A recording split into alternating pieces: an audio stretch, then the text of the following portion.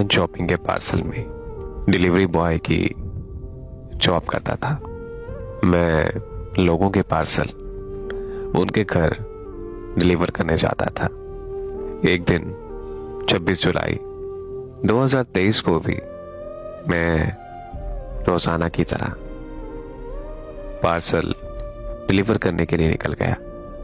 उसमें एक पार्सल एक लड़की का भी था। मैं उस लड़की की लोकेशन पर पहुंच गया और मैंने उसे बोला कि मैम, आपका पार्सल आया है, ले लीजिए। उसके बाद मैं अपने घर आ गया। फिर जब मैं रात को करीब 10 बजे के टाइम अपना व्हाट्सएप ओपन करता हूं तो मुझे उस लड़की का मैसेज आया हुआ था और उसने हाय का मैसेज किया हुआ था। मैंने उस लड़की की डीपी से पहचान लिया जिसको मैं शाम में पार्सल देकर आया था। मैंने उसको रिप्लाई कर दिया कि जी बोले, क्या बात है। उसने मेरा मैसेज सीन कर लिया लेकिन उसने मेरी बात का कोई जवाब नहीं दिया। मैं अपनी रूटीन के मुताबिक अपने काम पर चला गया और जब मैं रात में वापस आया तो जब मैंने व्हाट्सएप खोली तो उसका दोबारा मैसेज आया हुआ था। उसमें लिखा था कि हाय, आप कैसे हैं। मैंने उसे बोला कि मैं बिल्कुल ठीक हूं, आप बताएं आप कैसी हैं। इस बार फिर उसने मेरा मैसेज सीन कर लिया लेकिन आगे से कोई जवाब ना आया। ऐसे करते करते उस लड़की को पूरे 8 दिन गुजर गए। फिर उसने 9वें दिन बाद मुझे कहा कि मैंने आपसे बात करनी है। मैंने उसे कहा कि जी जी बोले, आपने क्या बात करनी है। उसने मुझसे कोई फजूल बात नहीं की और उसने डायरेक्टली मुझे आई लव यू बोल दिया। मैं उसका ये मैसेज देखकर थोड़ा सा हंसा और उसे कहा कि ये क्या मजाक है।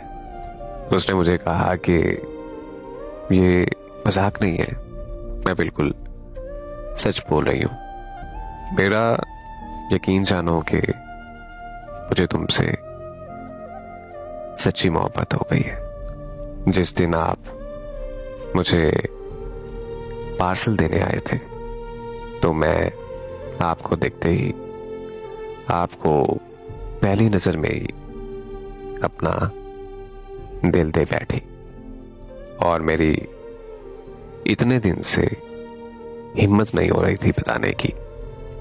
अब मैंने बहुत हिम्मत करके आपको अपने दिल की बात कह दी।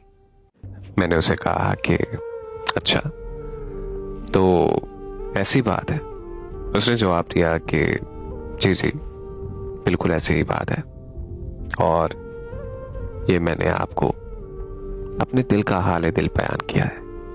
मैंने उसे जवाब दिया कि मुझे प्यार व्यार पर कोई यकीन नहीं है क्योंकि जिस तरह से मैं लोगों की कहानी सुनता हूं मुझे भी अब प्यार से बहुत डर लगता है।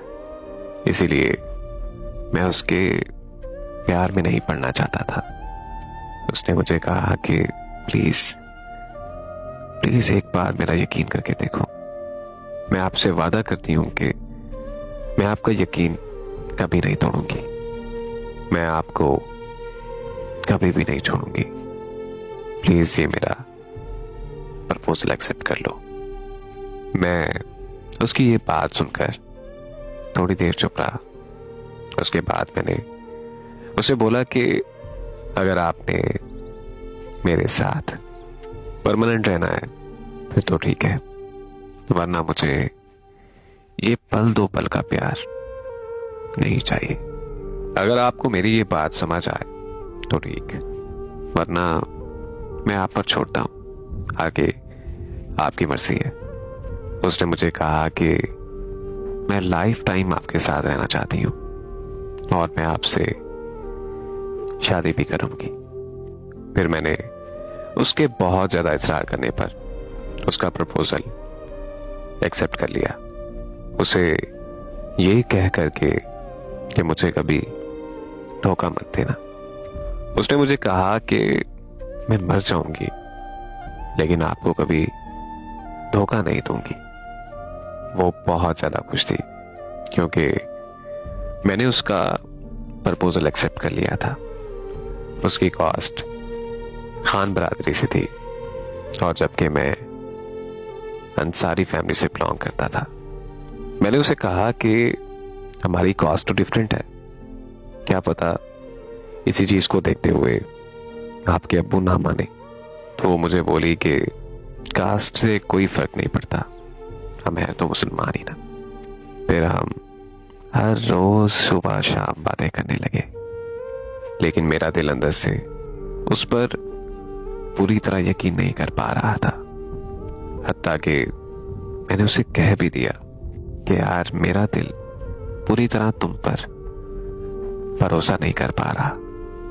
ये बात सुनते ही उसे गुस्सा आ गया और उसने बोला कि ठीक है, अगर तुम्हें मुझ पर यकीन नहीं है तो तुम मुझे वीडियो कॉल कर लो और मैं तुम्हारे सामने कलामे पाक पर हाथ रखकर कहूंगी कि मैं तुमसे सच्ची मोहब्बत करती हूँ और अपनी आखिरी सांस तक तुम्हारे साथ रहूंगी। उसने कुरान पाक की कसम उठाने का कहा तो मैंने उसे फौरन रोक दिया और मैंने उसे कहा कि अब मुझे तुम पर पूरा भरोसा है, मैं मान गया तुम्हारी बात।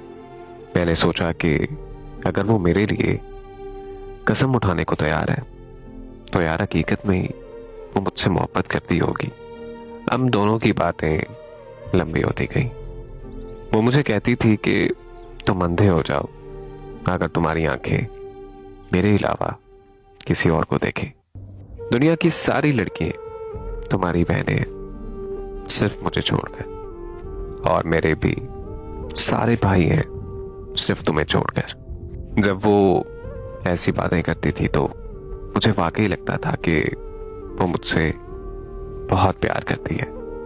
मैं उसका बहुत ख्याल रखता था। इत्तेफाक से वो मेरे घर से 2 किलोमीटर दूर रहती थी। फिर एक दिन हमने मिलने का प्लान बनाया और साथ बैठ के कॉफी पीने का मौका मिला। उसने आते ही मुझे गले लगा लिया और मेरा हाथ पकड़कर कहने लगी कि मैं ये हाथ कभी भी नहीं छोड़ूंगी।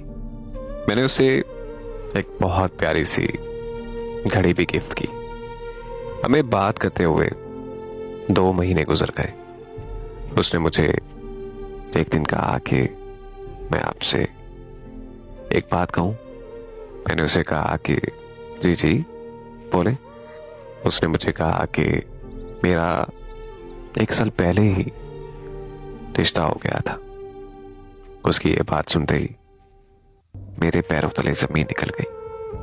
मैं उसे हैरानी से बोला कि ये क्या कह रही हो तुम?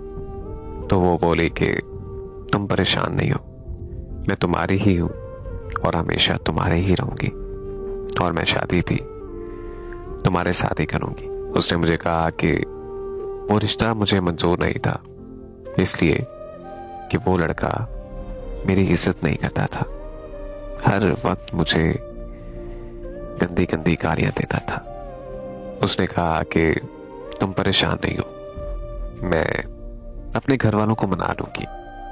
उसने एक बार फिर से मुझे यकीन दिलाया और मैं उस पर यकीन करता चला गया। मैं उसका बहुत